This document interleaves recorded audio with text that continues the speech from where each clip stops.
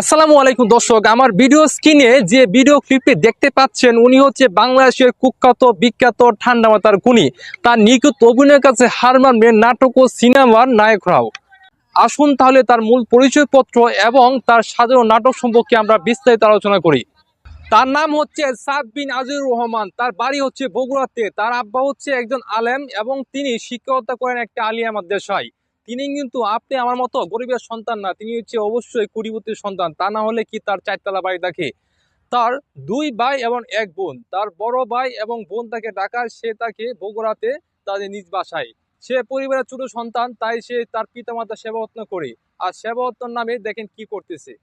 প্রিয় দর্শক, সাদের আম্মার নাম হচ্ছে সালমা। সাদ ফেসবুক পোস্টের মাধ্যমে জানায় তার বাসা থেকে ডাকাত এসে ডাকাতি করে সব নিয়ে যায় এবং তার আম্মাকে খুন করে যায়। এই বিষয়ে তিনি আরো বলেন যেন তার আম্মাকে আল্লাহ তাআলা জান্নাত নসিব করেন, সেই বিষয়ে সবার কাছে তিনি দোয়া চান। সাদ তার ফেসবুকে আরেক পোস্টের মাধ্যমে জানান তার আম্মু জানাজা হবে তার গ্রামের বাড়িতে সোমবার বিকাল 3টার সময়।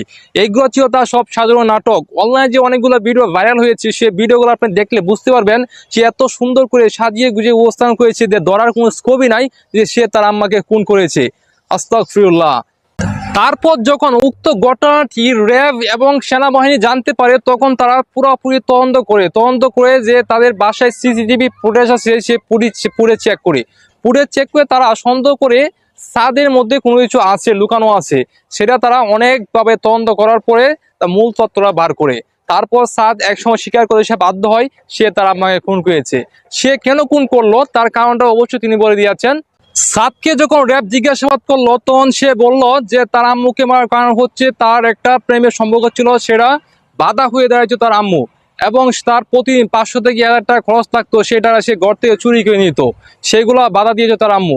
সেই কারণবশত সে তার আম্মাকে হত্যা করতে বাধ্য হয়।